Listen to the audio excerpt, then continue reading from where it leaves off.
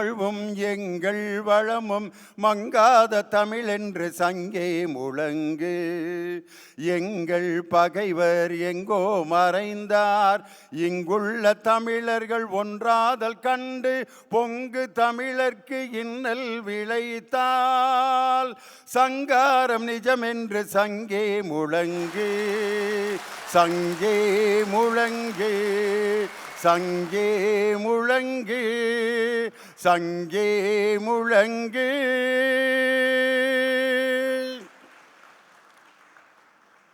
உலகம் முழுவதும் வாழ்ந்து கொண்டிருக்கக்கூடிய கலைஞர் தொலைக்காட்சியினுடைய கோடான கோடி ரசிக பெருமக்களுக்கு அருமையான விடுதலை திருநாள் வாழ்த்துக்களை மகிழ்ச்சியோடும் பூரிப்போடும் பெருமிதத்தோடும் தெரிவித்துக் கொள்வதிலே மகிழ்ச்சி அடைகின்றேன். மனிதனுக்கு மகிழ்ச்சியை தரக்கூடிய இந்த விடுதலை திருநாளில் கலைஞர் தொலைக்காட்சியினுடைய நேயர்கள் அனைவரையும் ஒரு நல்ல தலைப்பிலே சந்திப்பதில் மகிழ்ச்சி அடைகிறேன். நாடு வளமும் நலமும் பெற பெரிதும் தேவை போராட்ட உணர்வா சகிப்புத்தன்மையா? அற்புதமான தலைப்பு. இங்கே வந்திருக்கவங்க எல்லாருமே போராட்ட உணர்வோடு உட்காந்துருக்கிறீங்களா, இல்லை சகிப்புத்தன்மையோடு வந்திருக்கீங்களா அப்படிங்கிறத உங்கள் முகத்தில் பார்த்தாலே கண்டுபிடிச்சிடலாம். காரணம், வீட்டில் எல்லா நேரத்துலையும் போராடிக்கிட்டு இருக்க முடியாது, எல்லா நேரத்துலையும் சகிச்சும் போயிட்டுருக்க முடியாது. மிகப்பெரிய சகிப்புத்தன்மை உள்ள ஆளுக்கு கூட திடீர்னு போராடணும்னு ஆசை வந்துடும், கோபம் வந்துடும். இந்த நேரத்தில் தான் நாட்டில் இருக்கக்கூடிய சூழ்நிலைக்கு தகுந்த மாதிரி ஒரு தலைப்பு. ஒரு நாட்டினுடைய வளம் என்பது எதை வைத்து தீர்மானிக்கப்படுகிறதுனா, நீர் வளம், நிலவளம், பொருளாதார வளம், கல்வி வளம், மனநலம் எல்லாம் கலந்து இதெல்லாம் சேர்ந்து தான் ஒரு நாட்டினுடைய வளம் என்பது தீர்மானிக்கப்படுகிறது. இன்றைக்கி நீர் வளத்தினுடைய நிலைமை என்ன நிலைமைக்கு ஆளாயிருச்சுன்னு நமக்கே தெரியும். நீருக்காக, குடிநீருக்காக மக்கள் படுற பாடு, அதுவும் இந்த கிராமத்தில் விவசாயிகள் மழையும் இல்லாமல் மழை காலத்தில் பெய்ய வேண்டிய மழை பெய்யாதனால இந்த போரிங் போடணும்னு ஒரு சிஸ்டத்தை கொண்டு வந்தாங்க. அந்த போரிங் போடுறது எந்த இடத்துல தண்ணி வரும் அப்படின்னு கண்டுபிடிக்கிறதுக்கு பல ரூட் வச்சுருக்கான். அறிவியல் பூர்வமான சில வழிகள் இருக்குது. ஆனால் கிராமத்தில் அந்த நீரோட்டம் பார்க்குறதுக்கு ஒரு குரூப் இருப்பான், பார்த்துருக்கீங்களா? செயின் அல்லது வாட்சை கழட்டி அப்படிம்பார். ஒரு இடத்துல அப்படியே வட்டம் போனேன். வட்டம் போட்டோன்னா அவருக்கு உடம்பெல்லாம் வேர்க்கும். உடனே இல்லை இல்லை அப்படிம்பார். திருப்பி ஒரு 4 இடத்துல போய் நின்று அந்த கழுத்தில் கிடக்கிற சங்கிலி அப்படியே சுற்றுவார். சுற்றினோன்னு டக்குன்னு ஒரு புள்ளியை குறித்து, இங்கே நான் போடு ராமசாமி 100 அடியில் பிச்சுக்கிட்டு வரும் அப்படிம்பார். ராமசாமி போரிங்காரனுக்கு 100 அடிக்கு பணம் கட்டிவிட்டு போடுறாங்க. டகர டகர டகர டகர டகர டகர டகர டகர டகர டகர 80-90 வரைக்கும் பார்த்தா வெள்ளை வெளியேறுன்னு புகை. 100 அடி தாண்டிருச்சு, புகை தான் வருது. சங்கிலி உட்காந்துருக்கான் பக்கத்தில். சங்கிலி 100 அடியில் பிச்சுக்கிட்டு வரும்னு சொன்னியே சங்கிலி, புகையிலடா வருது. அண்ணே ஊற்று மாறிக்கிருச்சுண்ணே, இன்னும் ஒரு 200 போட்டு விட்னே அப்படின்ட்டு கொஞ்சம் கொஞ்சமாக அவனை கடை வாங்க வச்சு 100 போட்டு 1000 வரைக்கும் கொண்டு போயிடுவாங்க. 1000 அடி வீட்டில் இருக்க நகையெல்லாம் அடகு வச்சுட்டு 1000வது அடி போடுறேன், வெள்ளை புகை. சங்கிலி என்ன செய்வார்? சங்கிலி இப்படியே உட்காந்துருக்காரு. என்ன சங்கிலி 100 அடியில் பிச்சுக்கிட்டு போகுன்னா 1000 அடி வெறும் வெள்ளை புகை, ஊற்று வேற எங்கிட்டோ மாறிக்கிருச்சையா அப்படிங்கிறேன். போச்சா?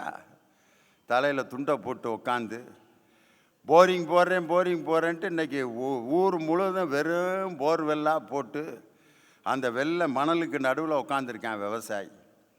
நீர் வளம் ஒன்று இல்லை அப்படின்னு சொன்னால் மனிதனுடைய ஆதாரமான வாழ்க்கைக்கே அது கேள்விக்குறியாக போயிடும். அதனால தான் நீரின்றி அமையாது உலகுன்னா. உலக வாழ்க்கையே நீரை அடிப்படையாக வைத்துத்தான் இயங்குகிறது. நிலவளம் சொல்ல வேண்டிய அவசியமே இல்லை. தமிழன் 5 திணைகளில் வாழ்ந்தவன். குறிஞ்சி, முல்லை, மருதம், நெய்தல், பாலை. வயலில் வாழ்கிறவன் தான் இப்போ பாடா படுறான்.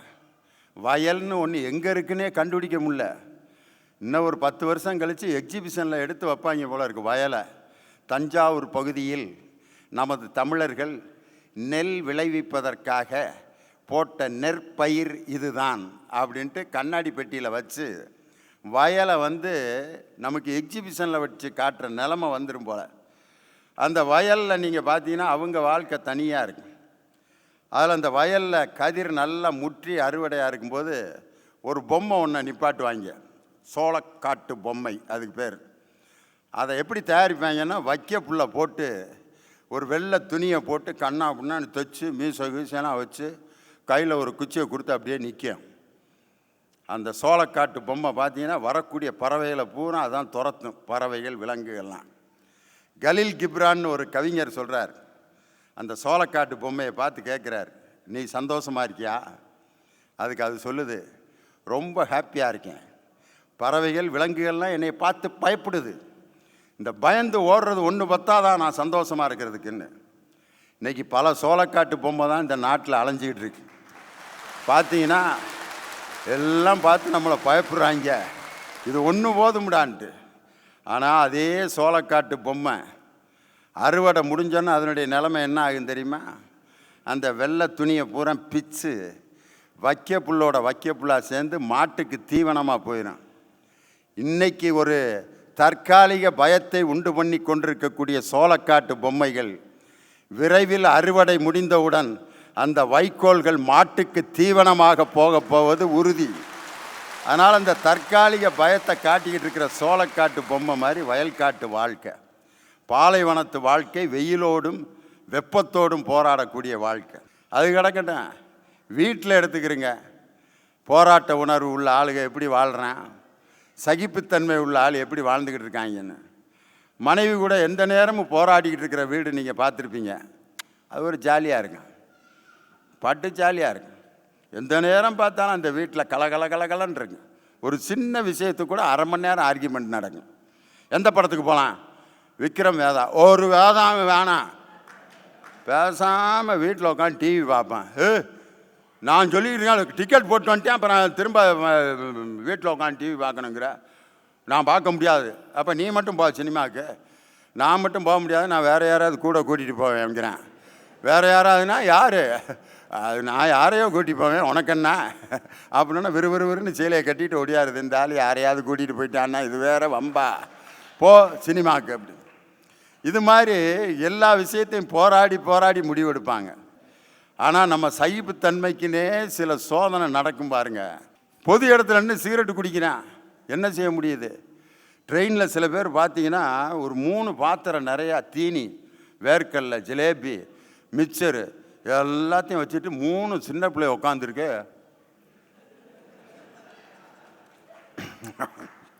அந்த இதை எடு, லட்டு எடு அப்படின்னு அந்த சின்ன பிள்ளைய அவன் வாயவே பார்த்துக்கிட்டு இருக்க. அந்த பிள்ளைகளை பார்த்துக்கிட்டே திங்கிறான். டக்குன்னு என்ன பண்ணணும்னா மூட்டை பூச்சி மருந்தை ஊற்றி விட்டுறான் அந்த மிக்சரில். இவ்வளவு குழந்தைகளை வாக்க வச்சுக்கிட்டே சாப்பிட்றிய. நம்ம அந்த காட்சியை பார்த்துட்டு எவ்வளோ நேரம் சும்மா உட்காந்துருக்குது. அந்த நேரத்தில் அவனை எதிர்த்து ஒன்றும் செய்ய முடியல. நான் கொண்டு வந்திருக்க தீனி நான் எப்போ வேணாலும் திம்பேன், உனக்கு என்ன அப்படிமா. இந்த நேரத்தில் ஒரு மனிதனுக்கு அளவு கடந்த சகிப்புத்தன்மை தேவைப்படுது. அதே மாதிரி சிக்னலில் பாருங்கள், ரெட்டு போட்டிருக்கேன், யாரும் போகாமல் தான் இருப்பேன். ஒரு ஆட்டோ போனோன்னா பின்னாடி எல்லாம் போயிடுவாங்க. அவன் போயிட்டான்ல நீயும் போட, அவன் போகிறான், அந்த பஸ்ஸு எல்லாம் போ அப்படியே போயிடுவேன். ரெட்டில் போயிட்டுருப்பாங்க. என்ன நேரமும் ஒரே நேரத்தில் இருக்காது. ரெட்டில் போயிட்டுருப்பேன், அங்கிட்டிருந்து ஒருத்தன் வருவான் டிப்பர் லாரி, அவ்வளோதான். மூக்கில் டீப்பு சரி ஆஸ்பத்திரியில் ஐயா ஐயா ஐயா. அதுக்கப்புறம் அந்த ரெட்டை பார்த்தோன்னே ஆட்டோமேட்டிக்காக திருப்பி க்ரீன் போட்டால் கூட போக மாட்டேன். இன்னொரு தடவை ரெட்டு போட்டு அப்புறம் க்ரீன் போட்டுப்பா, ஏற்கனவே பட்ட பாடு போதும் அப்படின்ட்டு. ஒரு முறை அனுபவித்த பிறகு அந்த வாழ்க்கையில் அவனுக்கு ஒரு அனுபவம் கிடச்சிருது.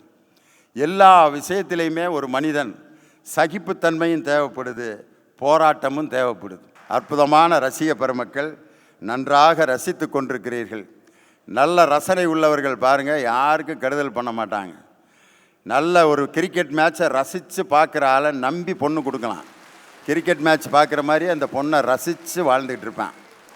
சில பேர் அந்த பேட்ஸ்மேனை 5 6 அடிச்சுக்கிட்டு இருப்பேன். எதுக்கு அடித்தேன் அப்படின்னு கேட்பேன்.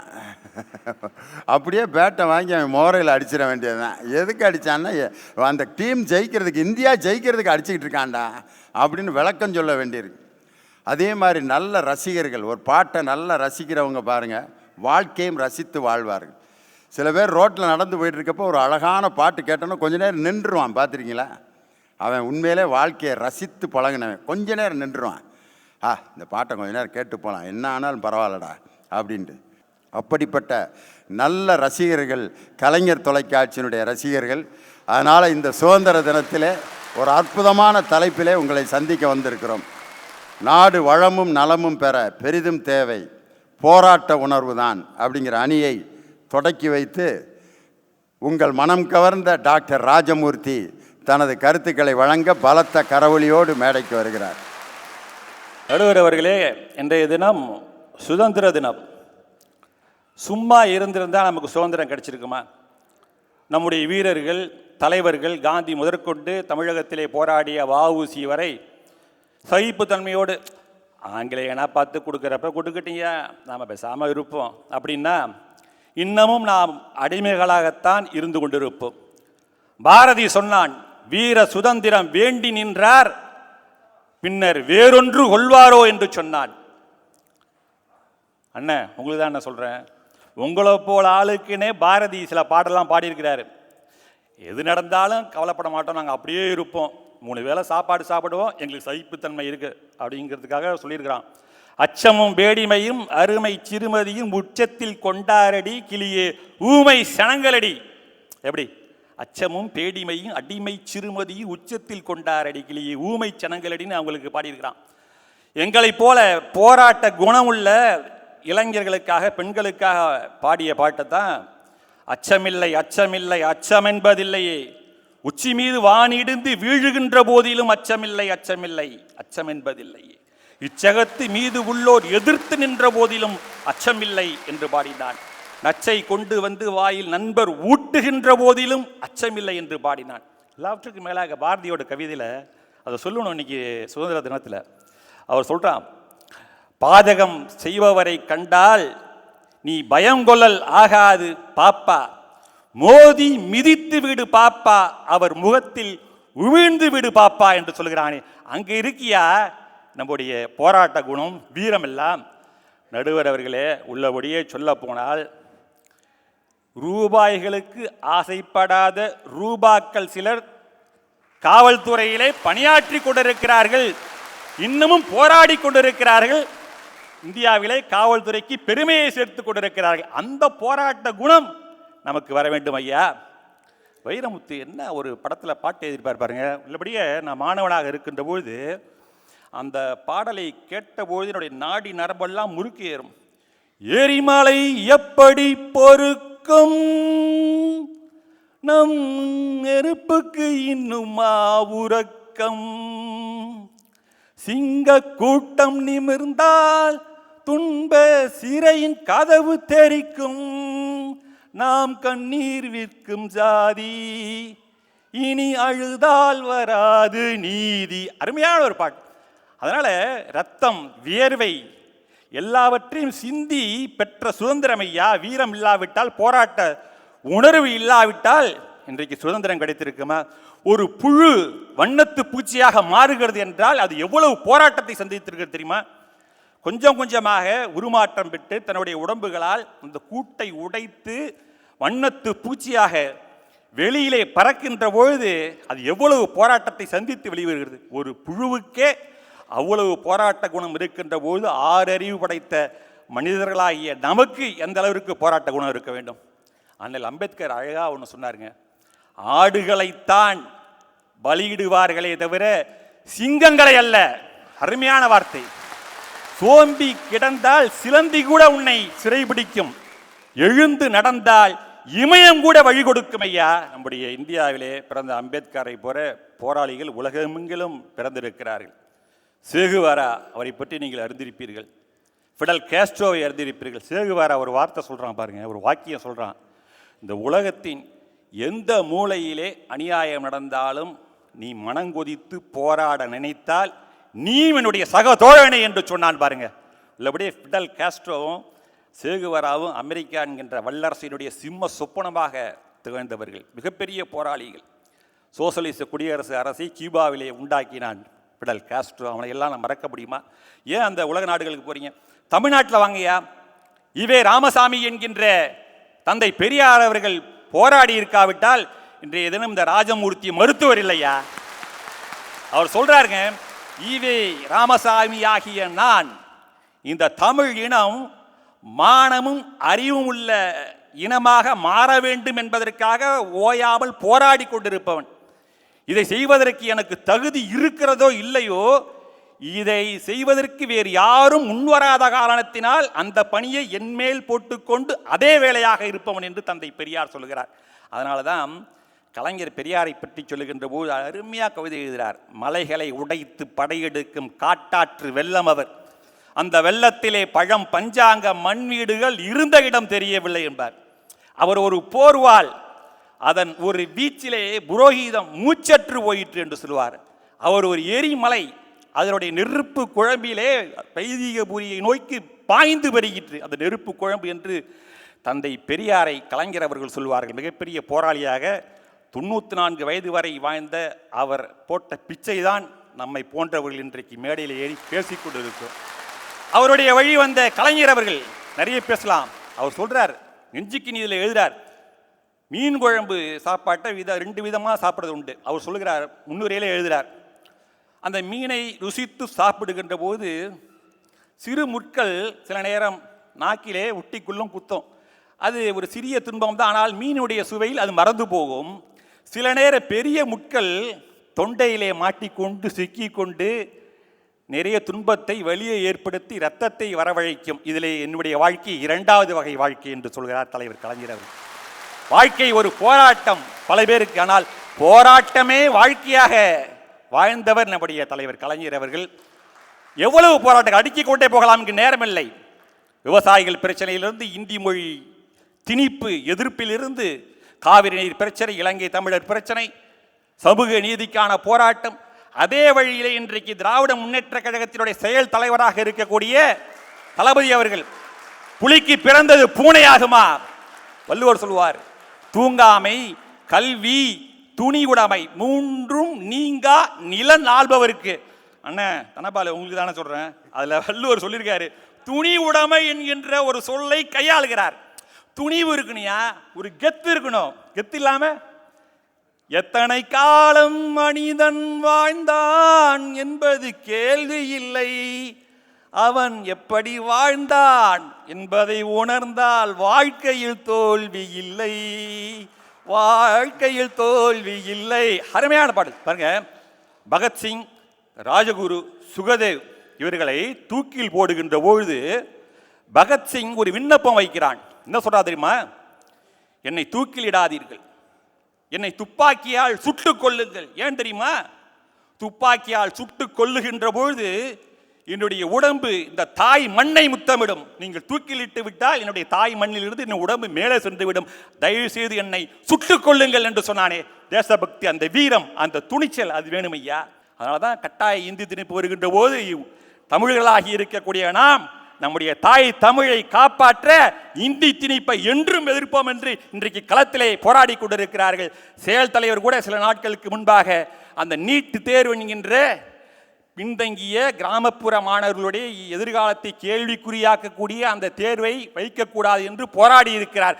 அப்படிப்பட்ட போராட்ட குணம் ஒவ்வொரு தமிழனுக்கு வர வேண்டும் என்று சொல்லி நாடும் வீடும் நலமும் வளமும் பெற மிகவும் உறுதுணையாக இருப்பது போராட்ட குணமே என்று சொல்லி வாய்ப்பளித்தமைக்கு நன்றி கூறி விடைபெறுகிறேன். நன்றி, வணக்கம். டாக்டர் ராஜமூர்த்தி பாரதிதாசனுடைய அந்த அற்புதமான வரிகளோடு மிக சிறப்பாக போராட்ட உணர்வு இல்லாட்டி மனிதன் வாழ முடியாதுன்னார். சாதாரண நம்ம சாப்பிட்றதுல கூட எவ்வளோ விஷயத்தில் போராடி சாப்பிட்றா தான் அதனுடைய சுவையே அதிகமாக இருக்குது.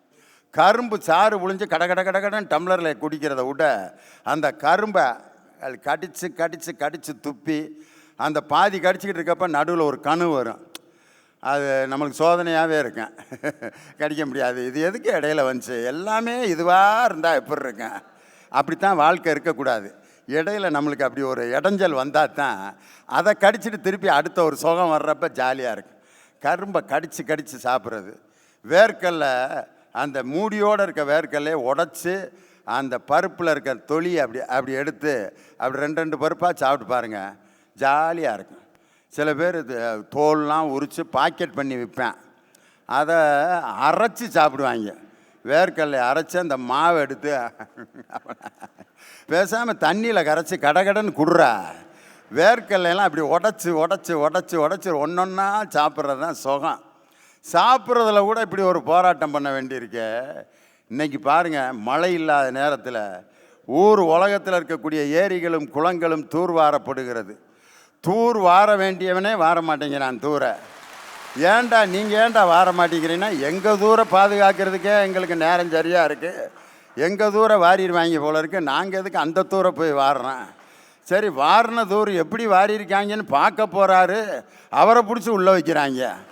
நான் இன்னைக்கு சொல்கிறேன், நாட்டை ஆள தகுதியானவர்களை கைது செய்து மண்டபத்திலே அடைத்து வைத்திருக்கிறார்கள். ஆனால் சிறைச்சாலைக்கு செல்ல வேண்டிய கைதிகள் இன்றைக்கு போலீஸ் பாதுகாப்புடன் உலா வந்து கொண்டிருக்கிறார்கள். இதுதான் இன்றைக்கி நாட்டில் நடக்கிற யதார்த்தம். ஒருத்தன் கடையில் ஃபேன் வாங்க போயிருக்கான். ஃபேனில் பயங்கரமாக விளம்பரம். என்னது? சக்தி, திறன், செயல், எனர்ஜி, பவர், சர்வீஸ். என்னன்னு தெரியும் உங்களுக்கு? எனர்ஜி, பவர், சர்வீஸ், சக்தி, திறன், செயல், EPS. அருமையான ஃபேன்ரா அப்படின்னு வாங்கி கொண்டு வந்து ஃபேனை மாட்டினா, எங்கடா ஃபேனு இருக்கியா? பீஸ் கேரியர் மாட்டிக்கிட்டு இருக்கான். ஃபேனுக்கு எதுக்குடா பீஸ் கேரியரு? 122 பீஸ் கேரியர் வச்சா தான் இந்த ஃபேன் ஓடும். இது ஒரு அற்புதமான ஃபேனுங்க. 122 பீஸ் கேரியரா? ஆமாங்க. அந்த 122 பீஸ் கேரியர் இல்லாட்டி ஃபேன் ஓடாதுங்க. இடையில 2-3 பீஸ் போச்சுன்னா அவ்வளோதான் ஃபேன், அவ்வளோதாங்க. நீங்கள் பீஸ் கேரியரை ஒழுங்காக பாதுகாக்கணும். கரண்ட் எங்கேருந்துடா வருது? அது டில்லியிலேருந்து வருதுங்க. கரண்ட்டு டில்லியிலேருந்து வரும். அது அற்புதமான ஃபேனு. அது கரண்ட்டு ஒழுங்காக வரும். சில சமயம் வோல்டேஜ் கம்மியாக கொடுப்பேன், சில சமயம் வோல்டேஜ் அதிகமாக கொடுப்பேன். ஃபேனு டகர டகர டகர டகர டகர டகரங்குது. எங்கடா பீஸ் கேரியர் எந்த பீஸில்டா போச்சு? போகிற மாதிரி தான் இருக்குது, ஆனால் போக மாட்டேங்குதுயா பீஸு. 122 பீஸும் கரெக்டாக கம்பி அது வாட்டுக்குள்ளே இருக்குது, ஆனால் திடீர்னு போகிற மாதிரி இருக்காங்க, ஆனால் காணோம் அப்படின்ட்டு. ஆனால் ஃபேனு அப்படியே காற்றே வராமல் சுற்றிக்கிட்டு இருக்கு. எது? எனர்ஜி, பவர், சர்வீஸ் அப்படின்னு விளம்பரம் பண்ண ஃபேன். அப்புறம் சொன்னாட்டே, இந்த ஃபேனை கழட்டி தூக்கி எறிய வேண்டியதானே. நம்ம கழட்ட வேண்டிய அவசியமே இல்லை, அதுவாக கலண்டு விழுந்துறேன். 122 பீஸ் கேரியரை நம்பி இருக்கிற ஃபேனு என்னைக்காவது ஒழுங்காக ஓடினதா சரித்திரம் உண்டா? கலண்டு விழுந்துரும் மாப்பிள்ள, நீ ஏன் போய் அதை கஷ்டப்பட்டு கலட்டுறாங்கிறேன். நான் சொல்கிறது ஃபேனை பற்றி தான் சொல்லிக்கிட்டு இருக்கேன். உங்களுடைய திங்கிங் பூரா இப்போ வேற எங்கேயோ போயிடுச்சு. என்ன காரணம்னா, இன்றைக்கி நாட்டில் என்ன நடக்குது? போராடுறதுக்குரிய துணிச்சல் இன்றைக்கி நம்மளுக்கு கையில் இருந்தும் போராட முடியலையே ஐயா. எங்கே தப்பு பண்ணி எங்கே கொண்டு போய் தண்டனைக்காக அடைப்பானோ அதுக்கு பேர் ஜெயிலு. தப்பு எக்கச்சக்கமாக பண்ணவனை கொண்டு போய் அடைக்கிற இடத்துல தப்பு பண்ணியிருக்கேன். எவ்வளோ பெரிய உண்மையிலே வாழ்க்கையில் இப்படி ஒரு கில்லாடிகளை நான் பார்த்ததே இல்லையா. ஜெயிலில் தப்பு பண்ணியிருக்கேன் பாருங்க. தப்பு பண்ணது கூட நல்ல வேலை, இவங்கெல்லாம் யமதர்மராஜாக்கே போய் லஞ்சம் கொடுத்தாலும் கொடுப்பாங்க. யமதர்மராஜா, எனக்கு என்ன 65 ஃபிக்ஸ் பண்ணியிருக்கேன், ஒரு 70 போட்டுக்க, 6 கோடி 7 கோடி 10, எரும மாட்டுக்கு ஒரு 2 கோடி கொடுத்துட்றேன், 12 கோடியாக வச்சுக்க, மாடை கொஞ்சம் மெதுவாக ஓட்டிட்டு வா சொன்னாலும் செய்வாங்க. அந்த ஒரு இடத்துல தான் இன்னும் கொண்டு போய் காசை கொடுக்கல. இதெல்லாம் பார்த்துட்டு சகிப்புத்தன்மையோடு எப்படியா இருக்கிறது அப்படின்னு கேட்குறாரு. யார்? டாக்டர் ராஜமூர்த்தி. வாதம்பே, சகிப்புத்தன்மை. கடலூர் தணிகைவேல் சகிப்புத்தன்மையோடு அவருக்கு பதில் சொல்ல வருகிறார், உங்களுடைய பலத்த கரவொலியோடு. வாங்க. நடுவர் அவர்களே, உலகத்திலேயே மிகப்பெரிய சகிப்புத்தன்மைவாதி யார் தெரியுமா? யாரு? எதிரணி தலைவர் பேசும்போது அவ்வளவும் பொய்யும் தெரிஞ்சும் தலையாட்டிகிட்டே உட்காந்துட்டு இருந்தீங்களே, நீங்க தான். சகிப்புத்தன்மை இல்லாட்டி உங்கள் 6 பேர்த்து பேச்சையும் கேட்டுக்கிட்டு அவ்வளோ நேரம் நான் உட்காந்துருக்க முடியுமா ஐயா? நீங்கள் ஏதாவது தப்பு தண்டா பேசினாலும் கேட்டுக்கிட்டு தான் உட்காந்துருக்கானே, வேறு வழி. எந்திரிச்ச உடனே சட்டையை பிடிச்சி அடிக்க முடியுமா? சட்டமன்றத்தில் சபாநாயகர் தப்பு பண்ண பேசாமல் தான் உட்காந்துருக்கானே. சகிப்புத்தன்மை வேணும்யா, எல்லாத்துக்கும் வேணும்யா. நாடும் வீடும் நலமும் வளமும் பெற பெரிதும் தேவை. போராட்ட உணர்வா சகிப்புத்தன்மையா? ஒரு வீட்டில் மகனுக்கு என்ன பிடிக்கும்? சமைப்பா. மகளுக்கு என்ன பிடிக்கும்? சமைச்சு வைப்பா. புருஷனுக்கு என்ன பிடிக்கும்? சமைச்சு வைப்பா. தான் மாமனாருக்கு என்ன பிடிக்கும்? சமைச்சு வைப்பா. தான் மாமியாருக்கு என்ன பிடிக்கும்? சமைச்சு வைப்பா. ஒரு நாள் கூட தனக்கு என்ன பிடிக்கும் என்று பார்த்து சமைக்கவே மாட்டாள். என் வீட்டில், உங்க வீட்டில், ஏன் ஒட்டுமொத்த தமிழ்நாட்டிலே அந்த உறவுக்கு ஒரே பெயர், தாய். என்னங்க பேச வந்துட்டாங்க எதிரணியிலிருந்து? சகிப்புத்தன்மையின் உச்சமே தாய் தான் நடுவர் அவர்களே. அந்த தாயை மறந்துட்டு எல்லாத்துக்கும் போராட்ட உணர்வு, போராட்ட உணர்வுன்னா யோசிச்சு பாருங்க. ஒரு பிள்ளைக்கு உடம்பு சரியில்லாமல் போகட்டும், அவள் வீட்டில் எல்லா வேலையும் செஞ்சுக்கிட்டு இருப்பா. தான் புருஷனுக்கு உடம்பு சரியில்லாமல் போகட்டும், அவனுக்கான எல்லா வேலைகளும் அவ தான் பார்ப்பா. ஆனால் வீட்டில் மாமியார் மாமனாருக்கு உடம்பு சரியில்லாமல் போகட்டுமே, எல்லா வேலையும் அவ தான் பார்ப்பா. அவளுக்கே ஒரு நாள் உடம்பு சரியில்லாமல் போகட்டுமே, அப்பையும் அவள் எல்லா வேலையும் பார்த்துட்டு இருப்பான் நடுவர். தகப்பனுக்கு கூட 55 வயசுலையோ 60 வயசுலையோ ரிட்டையர்மெண்ட் கிடைக்கலாம். தான் வாழ்கிற வரைக்கும், ஏன் தான் சாகிற வரைக்கும் ரிட்டையர்மெண்ட்டே வாங்காத ஒரே ஜீவன் அந்த வீட்டில் இருக்க தாய் தான் நடுவர் அவர்கள். அந்த மாதிரி மனிதர்களால் இருக்கிற சகிப்புத்தன்மையால் ஒரு குடும்பம் சந்தோஷமா இருக்குமா? டாக்டர் வணக்கம். ஏன்னா செய்யும் தொழில் தெய்வம் அப்படின்னு சொல்லுவாங்க. ஒருத்தர் செய்யற தொழிலை வச்சே அவரை தெய்வமா வணங்குறது டாக்டரை மட்டும்தான். அப்படிப்பட்ட டாக்டர் போராட்ட உணர்வு, போராட்ட உணர்வு. நான் கேட்குற நடுவர் அவர்களே, அவர்கிட்ட ஒரு குழந்தைய ட்ரீட்மெண்ட்டுக்காக கொண்டு வராங்க. அந்த குழந்தை ஓடுது, ஆடுது, அடம் பிடிக்குது, ஊசி போட்டுக்கிறதுக்கு கத்துது, கதறுது. அந்த குழந்தைய அடிச்சு, உதச்சி, அடக்கி, ஒடுக்கி ஊசி போடுவீங்களா? சகிப்புத்தன்மையோடு அதை மடியில் தூக்கி வச்சு கொஞ்சம் ஊசி போடுவீங்களா? கேட்டியே ஒரு கேள்வி. அடாடாடா, ஊசி எந்த குழந்தையாவது விரும்பியா போடுது? டாக்டர் ஊசி போடுங்க டாக்டர் அப்படின்னு எந்த பிள்ளையாவது போட்டிருக்கானா? ஊசின்னொன்னே ஆம்பாங்க. உடனே காலை 2 பேர் கையை 2 பேர் பிடிச்சி அவனுக்கு ஏதாவது விளையாட்டு காட்டி, ஒன்றும் இல்லை தம்பி, இந்த பிஸ்கட் எடுக்கிறேன், சாக்லேட் எடுக்கிறேன் அப்படின்னு சொல்லிக்கிட்டே வதக்குன்னு ஏற்றிடுவார். அதுதான் டாக்டரு. எந்த குழந்தைகிட்டையாவது இதுதான் ஊசி, பின்னால் குத்த போகிறேன், வலிக்கும் அப்படின்னா அவன் நான் காய்ச்சலோடையாவது சாகுறேன், இதை என் இதில் குத்தாதன்றுவார். நம்ம டாக்டர் வேணா போராட்ட உணர்வுன்னு பேசுறவரு, அவர் வேணா கத்தி அடக்கி ஒடுக்கி ஊசி போட்டலாம். ஆனால் அந்த டாக்டர் கூடயே ஒருத்தர் இருப்பாங்க, இனம் மதம் குலம் எதையுமே பார்க்காம, ஜாதி எதையுமே பார்க்காம ஒவ்வொருத்தையும் பரிவோட பார்ப்பாங்க. அவங்களுக்கு நாம வேற பேர்லாம் வைக்கிறது கிடையாது, நாம எல்லாரும் ஒரே பேர் வச்சு தான் கூப்பிடுவோம், சிஸ்டர். சகிப்புத்தன்மையின் வடிவம் நடுவர் அவர்களே. அவங்கெல்லாம் இருக்கிறதுனால தான் இந்த நாடும் வீடும் வளமா இருக்குது. நடுவர் அவர்களே, அவர் ஃபிடல் காஸ்ட்ரோ வெளிநாட்டில் இருக்கிறவங்க எல்லாரையும் உதாரணம் காட்டினார். நான் இந்திய தேசத்தில் இருக்கிறவங்கள உதாரணம் காட்டுறேன். எங்களுக்கு எதுக்குங்க வெளிநாடுலாம் போகணும் போராட்ட உணர்வெல்லாம் வெளிப்படுத்துறதுக்கு? நாங்கள் சகிப்புத்தன்மைக்கு உதாரணம் காட்டுறோமே. தன்னை காலால் மிதித்தவனுக்கு காலணி செய்து கொடுத்தவர் மகாத்மா காந்தி அவர்கள். தன் மீது காரி உமிழ்ந்தவனை மன்னித்தவர் அன்னை தெரசா அவர்கள். தீயவரையும் வெறுக்கக்கூடாது என்று அன்பு காட்டியவர் புத்தர் அவர்கள். அவங்க போராட்ட உணர்வோடு இருந்திருந்தால் அவர்களை வெறும் தலைவர்களாக மட்டும்தான் ஏற்றுக்கொண்டிருப்பார்கள். அவர்களுக்கு சகிப்புத்தன்மையும் இருந்தது, அதனால் தான் அவர்கள் மகான்களாக மாறினார்கள். நடுவர்களே, இந்திய தேசம் எப்படிப்பட்ட தேசம்? வேற்றுமையில் ஒற்றுமை காண்கின்ற ஒரு தேசம். ஆர்மியில் போயிட்டு ஒருத்தர் வெளிநாட்டிலேருந்து வந்து கேட்டிருக்கான், தயவு செஞ்சு சொல்லுங்க, உங்க ஆர்மியில் யார் அதிகம், எந்த மதத்தினர் அதிகம், ஹிந்துஸ் அதிகமா, முஸ்லீம்ஸ் அதிகமா, கிறிஸ்டியன்ஸ் அதிகமா? ஒரு பதிலும் சொல்லலை. ஒன்னே தாண்டா கேட்குறேன், உங்க இந்தியன் ஆர்மியில் ஹிந்துக்கள் அதிகமா, கிறிஸ்டியன்கள் அதிகமா, இஸ்லாமியர்கள் அதிகமா அப்படின்னு கேட்டிருக்காங்க. அவன் மெதுவாக அந்த ராணுவ வீரன் சொல்லியிருக்கான், இந்திய ராணுவத்தில் இஸ்லாமியர்கள் கிடையாது, கிறிஸ்டியன்கள் கிடையாது, இந்துக்கள் கிடையாது, இந்திய ராணுவத்தில் இருப்பவர்கள் எல்லோரும் இந்தியர்கள் மட்டும்தான் என்று சொன்னார். யோசிச்சு பாருங்க, இந்த இந்திய தேசத்தில் ஒரு திரைப்பட கதாநாயகனுக்கு கிடைக்கக்கூடிய பெருமை ஒரு ராணுவ வீரனுக்கு கிடைக்கின்றதா? ஒரு தொலைக்காட்சி சீரியலில் வரக்கூடிய நடிகைக்கு கிடைக்கக்கூடிய பெருமை ஒரு இந்திய ராணுவ வீரனுக்கு கிடைக்கின்றதா?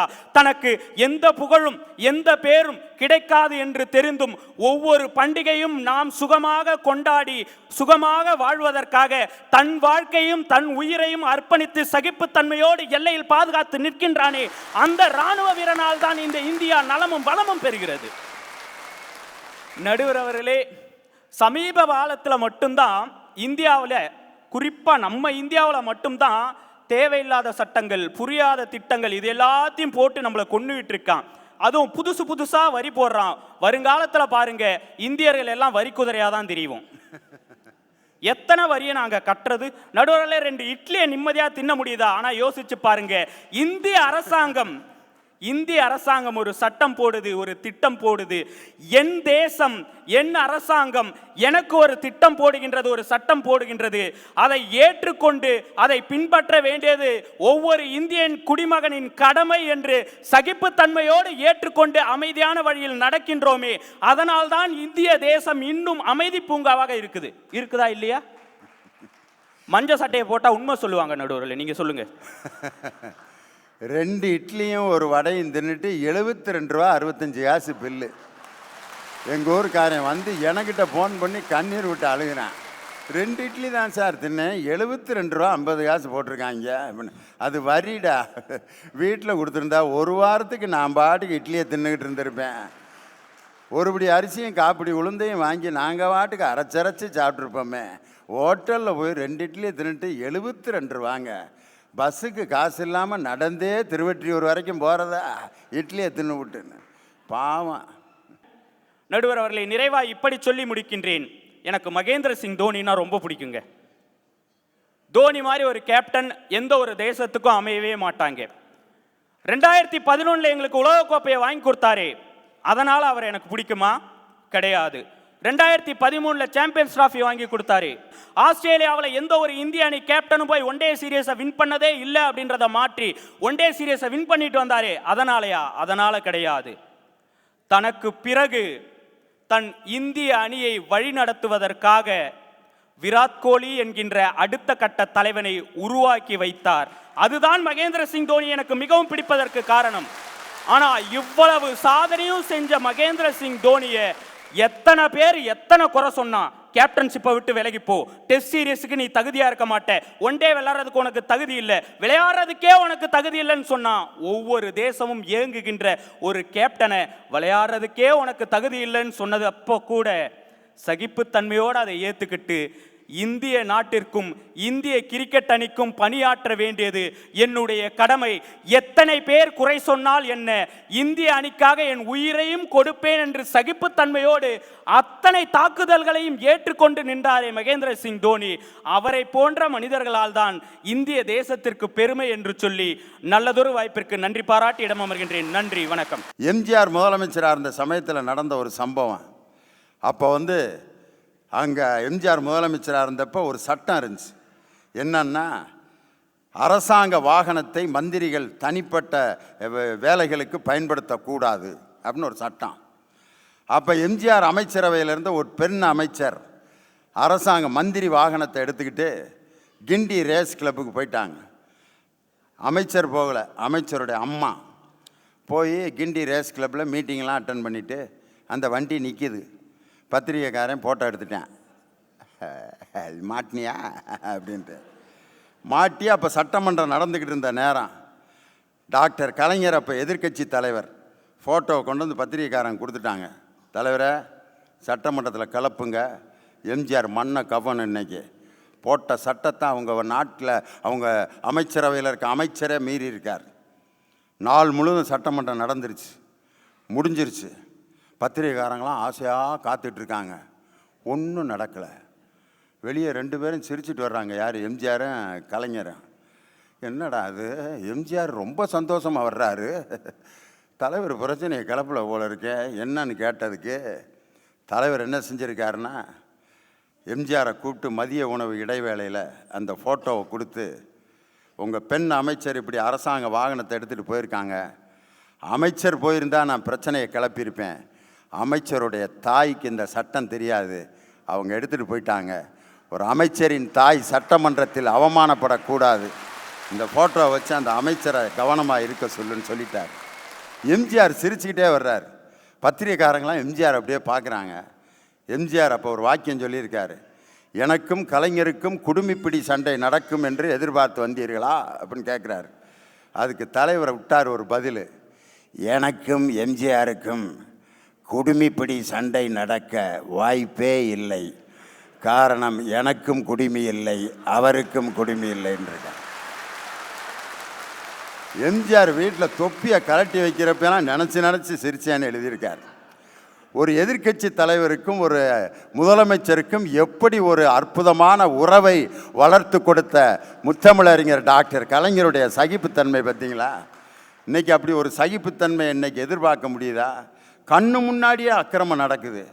ஃபோட்டோவில் வீடியோவில் ஒருத்தன் சொல்கிறேன், அம்புட்டு வாங்கணும்டா, இவ்வளோ வாங்கணும், எனக்கு இம்புட்டு கொடுத்தாங்க, எனக்கு அம்புட்டு கொடுத்தாங்க அப்படின்னு வீடியோவை காட்டினா அவன் சொல்கிறான், அது நான் தான், ஆனால் பேசுனது நான் இல்லைங்கிறேன்.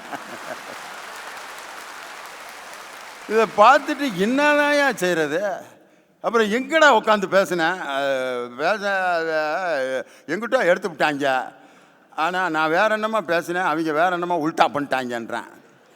இதை பார்த்துக்கிட்டு தான் நான் உட்காந்துருக்கேன். அருமையாக பேசினார். நீ அதுக்கு பதில் சொல்லணும். ஈரோட்டிலிருந்து வருகை இருந்திருக்கக்கூடிய அருமை சகோதரி சண்முக பிரியா, அருமையான ராகத்தின் பெயரை தனது பெயராக கொண்டிருக்கக்கூடிய சண்முக பிரியா போராட்ட உணர்வே என்ற அணிக்கு கருத்துக்களை வழங்க வருகிறார். நடுவர் அவர்களே, மன வலிமையின் அடையாளம் நீர், எளிமையின் எடுத்துக்காட்டு நீர், நாயகன் நீர், சாதிக்க துடிக்கும், எப்படி சாதிக்க துடிக்கும் எங்கள் பேச்சாளர் சாதிக்க முன்மாதிரியாக விளங்கும் நடுவர் அவர்களே. அவங்க பேசுறதெல்லாம் பார்த்தா எப்படி இருக்கு தெரியுமா? காட்டுறவன் காதை தூக்கி காட்டினா குத்துறவன் ஊசிக்கு பதிலாக உலக்கையால குத்துவானா, அப்படி இருக்கு. நான் தெரியாம தான் கேட்கிறேன். சகிப்புத்தன்மை என்ற பெயரிலே தன்னை ஈன்றெடுத்த தாயை வீட்டுக்குள்ளே பூட்டி வைத்த நீங்கள் நாட்டையும் வீட்டையும் நலத்திற்காகவும் வளத்திற்காகவும் போராடுகிறீர்களா? இல்லை, போராட்ட உணர்வு என்ற பெயரில் இந்த சுதந்திர நாட்டில் சுதந்திரமாக சென்று போராடி என்று வெற்றி வாகை சூட வழி அனுப்பி வைத்தோமே, நாங்கள் இந்த நாட்டின் வளத்திற்காக போராடுகிறோமா? ஐயா, சதையை விதையாக்கி உணர்வுகளை உரமாக்கி உதிரத்தை தெளித்து போராட்ட உணர்வால் உருவாக்கப்பட்டதுன்னா இந்த நாடு என்கின்ற ஆலமரம். அப்ப இந்த நாட்டிலையும் வீட்டிலையும் நலமும் வளனும் வரணும்னா போராட்ட குணம் தானே வேணும். அன்னைக்கு இந்த நாட்டின் நலம் வேண்டும் என்பதற்காக காமராசர் அவர்கள் மாடு பிடித்த கையில் எல்லாம் ஏடு பிடித்து வைத்தார். அதனால் தான் ஏறு பிடித்த கையில் எல்லாம் ஏடு பிடித்தது. இன்று அதே நாட்டின் நலத்திற்காகவும் வளத்திற்காகவும் ஏடு பிடித்த கையில் எல்லாம் ஏறு பிடிக்கிறது என்றால் அதற்கு ஒரே ஒரு காரணம் தாங்க ஐயா, தண்ணீர் பஞ்சத்தால் இன்று விவசாயம் இருக்கும் நிலையை எப்படியாவது போராடி மீட்டெடுத்து நமது நாட்டின் முதுகெலும்பு விவசாயம் தான் என்பதை நிரூபிக்கத்தானே. எங்களையெல்லாம் பார்த்து எல்லாரும் ஒரே ஒரு கேள்வி கேட்குறாங்க, ஐயா போராடுறோங்கிறீங்களே, நீங்கள் போராட்டி விவசாயத்தை மீட்டெடுத்துருவீங்க. அவங்களுக்கெல்லாம் நான் ஒரே ஒரு பதில் தான் சொல்கிறேன். உரிமைக்காக போராடினோம் 200 ஆண்டு, உணவுக்காக 100 ஆண்டு போராடி வெற்றி அடைய மாட்டோமா என்ன? நிச்சயம் வெற்றி அடைவோம். ஆட்டோகிராஃப் அப்படிங்கிற படத்தில் வாழ்க்கையில் போராடினாத்தான் வெற்றி அடைய முடியும் அப்படிங்கிறது அழகான பாடலில் சொல்லியிருக்காங்க. மனிதா உன் மனதை கீறி உதை போடு மரமாகும், அவமானம் படு தோல்வி எல்லாமே உரமாகும், யாருக்கில்லை போராட்டம் கண்ணில் என்ன நீரோட்டம், ஒரு முடி விழுந்தால் அதில் தெரி விழுந்தால் இந்த வானம் வசமாகும். போராட்டத்தை பற்றிய பாட்டை ஏமா இப்படி அமைதியாக பாடின? ஒவ்வொரு பூக்களுமே சொல்கிறதே வாழ்வென்றால் போராடும் போர்க்களமே, ஒவ்வொரு விடியலுமே சொல்கிறதே. இரவென்றால் பகலொன்று வந்திடுமே, நம்பிக்கை என்பது வேண்டும் ஒரு நாளில் அப்படின்னு வரிசையா வெறும் பாசிட்டிவான விஷயங்களாக எழுதியிருப்பார். வாழ்வென்றால் போராடும் போர்க்களமே. அதனால் வாழ்க்கையே ஒரு போர்க்களம்னு அந்த பாட்டை இவ்வளவு அமைதியாக நீ பாடியிருக்கக்கூடாது. குரல் நல்ல குரல் இருக்குது, நல்லா தெம்பாக பாடியிருக்கலாம். ஐயா, 1999ஆம் ஆண்டு கார்கில் போல் நடந்து கொண்டிருக்கிறது. விஜய் தாபர் என்கின்ற இராணுவ வீரர் தனது அம்மாவிற்கு ஒரு கடிதம் எழுதுகிறார். அம்மா, அம்மா, நான் போருக்கு செல்கிறேன். நான் போரில் மாண்டு விட்டாலும் மாண்டு விடலாம். ஒருவேளை அப்படி நான் போரில் மாண்டு விட்டால் என் உடலை நமது இந்திய தேசத்திற்காக தானம் செய்யுங்கள் என்று ஒரு இராணுவ வீரர் போராட்ட குணம் கொண்டு ஒரு கடிதம் எழுதுகிறார் என்றால், அத்தகைய போராட்ட குணம் மிக்க இராணுவ வீரர்கள் தான் இன்றளவும் நமது நாடும் வீடும் நலமாகவும் வளமாகவும் இருந்து செழிப்படைந்து கொண்டிருக்கிறதால் அதுக்கு எல்லளவும் மையவில்லை நடுவர் அவர்களே. போராடினால்தான் அது வாழ்க்கை, அப்படி போராடாமல் நீ வாழ்ந்தால் அது வேடிக்கை என்ற வாசகத்திற்கு ஒரு சிறந்த உதாரணம். ஒரு ஏழை மாணவனாக பிறந்து ஒரு அரசு பள்ளியில் சேர்ந்து நல் மதிப்பெண் பெற்று நல்ல அறிவையும் பெற்று கல்லூரியில் நல்ல அறிவையும் பெற்றுவிட்டு வேலைக்காக போகிறாங்க. இங்கே வேலைக்கு போன இடத்துல ஆளுமை இல்லை என்ற ஒரே ஒரு காரணத்துக்காக நிராகரிக்கப்படுகிறார். எதற்காக? ஆளுமை இல்லை என்ற ஒரே ஒரு காரணத்துக்காக நிராகரிக்கப்படுகிறார். அப்படி நிராகரிக்கப்பட்டவர் அறிவு என்ற ஆயுதத்தை ஏந்தி, எப்படி அறிவு என்ற ஆயுதத்தை வேண்டி போராடி போராடி இன்று வெற்றி பெற்றார் என்றால் அந்த வெற்றிக்கு காரணம் போராட்டம் தானே, அது வேறு யாரும் அல்ல.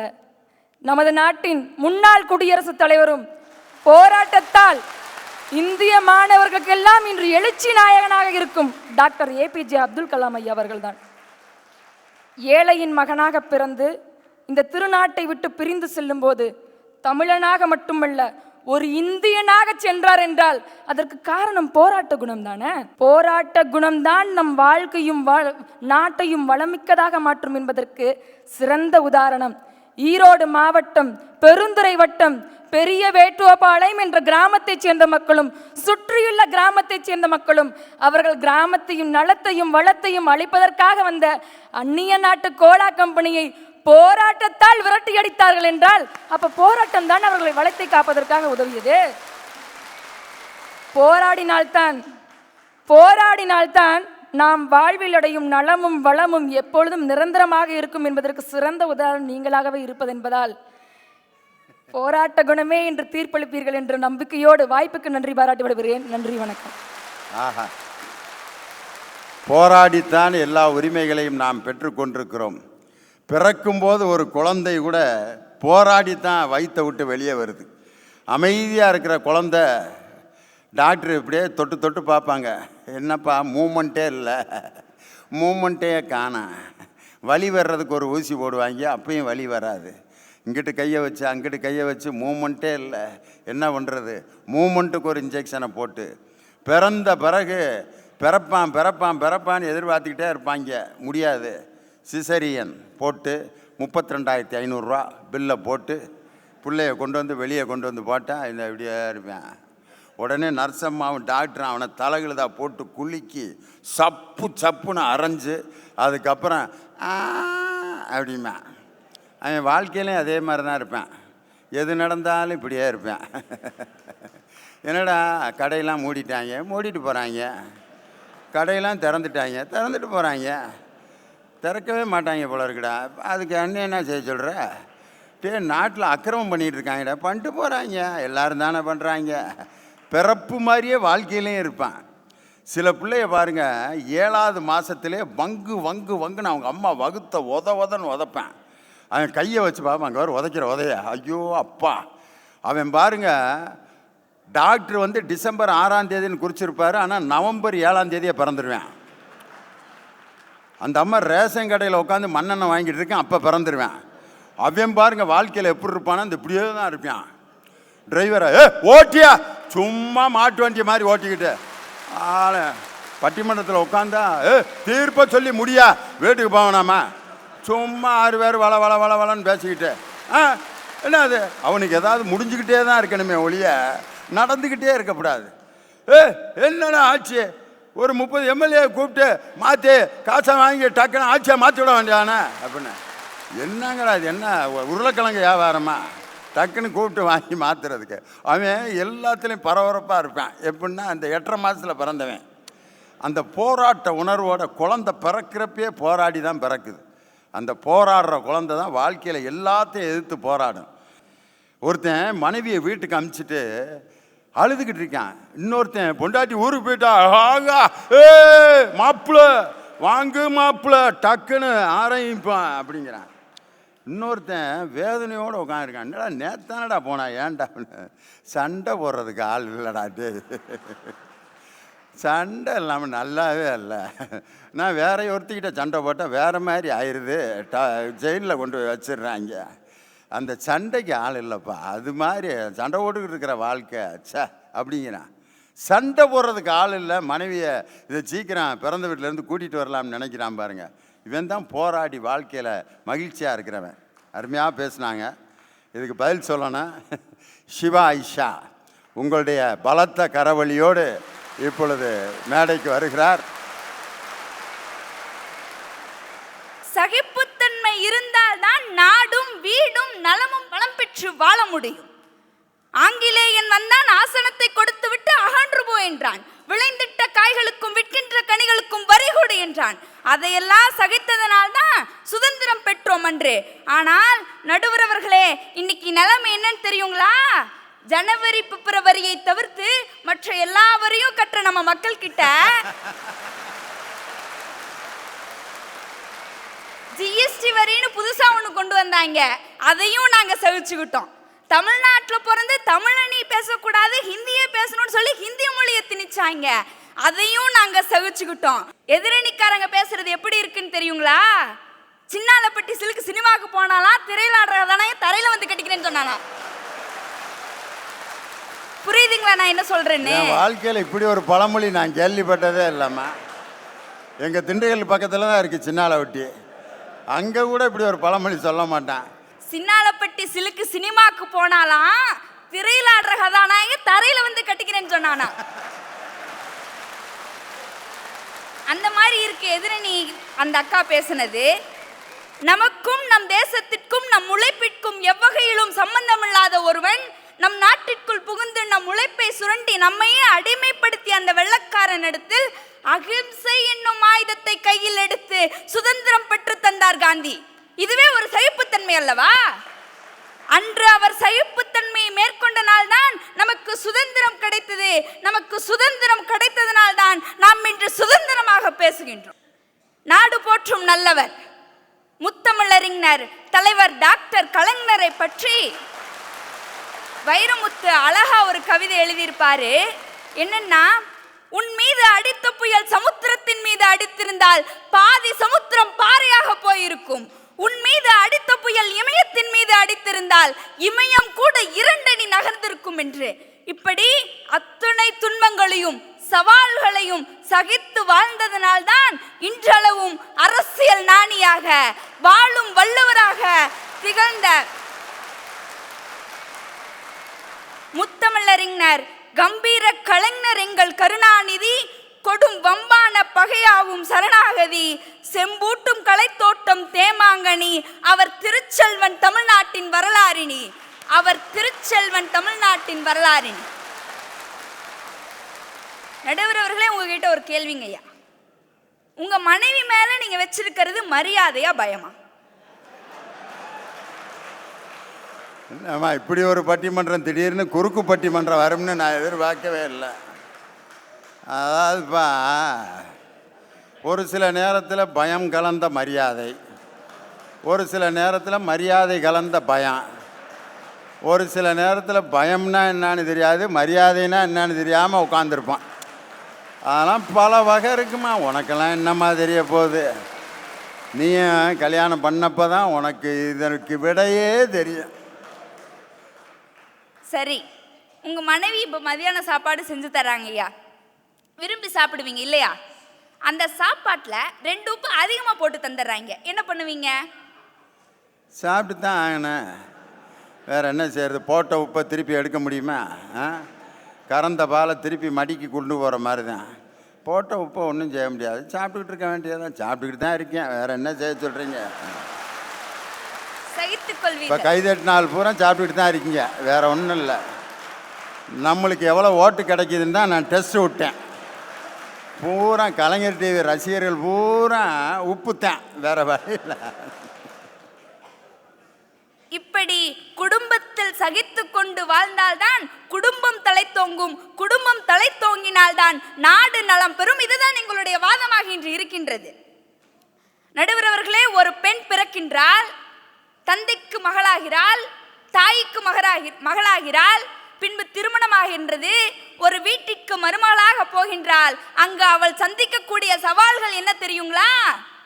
காலையில் எந்திரிச்சு வாசு தொளிச்சு கோலம் போட்டு குளிச்சுட்டு காஃபியோட மாமனார் மாமியார் எழுப்பி அவங்களுக்கும் காஃபி கொடுத்து குழந்தைங்களை எழுப்பி அவங்களும் ஸ்கூலுக்கு ரெடி பண்ணி டிஃபன் செஞ்சு டிஃபனில் சாப்பாடை போட்டு வேனுக்கு அனுப்பி விட்டு கணவர் தூங்கிட்டு இருப்பாரு, அவரு எழுப்பி அவருக்கு சுடுதண்ணி வச்சு அவரு குளிக்க அனுப்பிச்சிட்டு சுகர் பிரஷர் மாத்திரை இருக்கிற மாமனார் மாமியாருக்கு வேற தனியா ஒரு உப்பில்லாத சாப்பாடை ரெடி பண்ணி அவங்களுக்கு தனியா சாப்பாடை கொடுத்துட்டு கணவனை ஆபீஸுக்கு தாட்டி விட்டுட்டு இவ்வளோ அவசர அவசரமா கிளம்பி சாப்பிட்டும் சாப்பிடாம பஸ்ல போய் ஆபீஸ்ல 1000 தலைவலியை தன் தலைமையில போட்டுட்டு வீட்டுக்கு இடுப்பு வலியோட வரும் பொழுது மாமியாரோட கால்வலிக்கு மருந்தெடுத்து கொடுத்து ஸ்கூல் விட்டு வந்த பிள்ளைகளுக்கு பாடம் சொல்லி கொடுத்து பாலை கொடுத்து சாப்பாட்டை ஊட்டி மறுபடியும் நைட்டுக்கு சாப்பாட்டை செஞ்சு கணவன் டயர்டா ஆபீஸ்ல இருந்து வர்றவருக்கு சுடுதண்ணி போட்டு அவருக்கு மறுபடியும் சாப்பாட்டை கொடுத்து மாமனார் மாமியாருக்கு சுகர் பிரஷர் மாத்திரையெல்லாம் கொடுத்துட்டு மீதி மிச்சம் இருக்கிற அவளும் அதையும் தின்னுட்டு பாத்திரத்தையெல்லாம் கழுவி வச்சுட்டு குழந்தைங்களை தூங்க வச்சுட்டு அப்புறம் அப்பாடான்னு தூங்குவாங்க ஐயா. மறுபடியும் காலையில் எந்திரிச்சு ஏமா ஒரு நாளைக்கு எத்தனை தடவை தான் சுடு தண்ணி வைப்ப நீ? ஆமாம், இந்த வேலையெல்லாம் உண்மையிலே நீங்கள் செஞ்சுக்கிட்டா இருக்கிறீங்க? இப்படி செஞ்சால் தான் சந்தோஷமாக இருக்கும் ஐயா. என்னமோ பள்ளிக்கூடத்தில் 9th ஸ்டாண்டர்ட் எஸ்ஏ ஒப்பிச்ச மாதிரி ஒப்பிச்சுக்கிட்டு இருக்க. யார் இதை வீட்டில் செஞ்சு ஆடுறா? இப்படி செஞ்சால் தான் நல்லா இருக்குமே.